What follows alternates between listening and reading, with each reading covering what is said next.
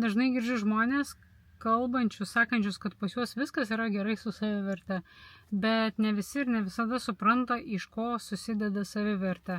Žmonės neretai savivertę pririša prie išorinių pasiekimų. Vadinasi, vertinu save taip, kaip mane vertina aplinka. Taip, kaip pagyrė mokytojas, kokį gavau pažymį, kokias pareigas užimu darbe, kiek uždirbu, arba ką veikiu prie savo veiklos pririša, arba prie savo šeimės sėkmingumo. Ir tas žmogus, kai kažkokia jam svarbi dalis gyvenime griūna, prie kurios jisai būna pririšęs savo savivertę, byra ir jo savivertę. Pavyzdžiui, jeigu aš savo savivertę pririšu prie šeimos, tai vadinasi, aš bijosiu skirtis net ir būdama, nenoriu naudoti to žodžio toksiškas, nes labai manipuliuoja to žodžiu, bet man nepalankiuose santykiuose. Vadinasi, aš bijosiu išeiti iš tokių santykių, nes mano savivertė lygu tų santykių tęstinumui. Arba mano savivertė yra pririšta prie aplinkinių pagyrimų. Tada, jeigu negaunu aš gerų komentarų, tarkim, ar ne, arba įvertinimų, pagyrimų iš savo šeimos rato, iš savo kolektyvo darbinio, vadinasi, mano savivertė mažėja.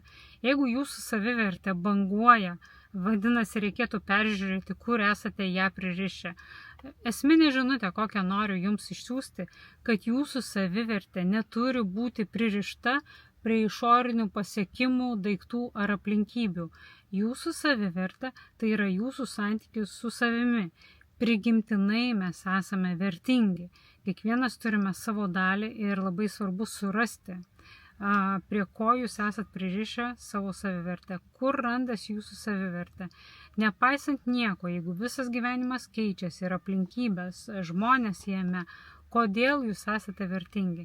Jeigu norite iš tikrųjų atsakyti savo šį klausimą, nuo savivertės labai daug dalykų priklauso mūsų santykiai, kaip mes kuriam santykius su žmonėmis, kaip mes ieškome partnerio arba antros pusės į gyvenimą, mūsų ryšys su tėvais ir vaikais, taip kaip mes gebam paprašyti didesnio uždarbio arba užimti didesnės pareigas.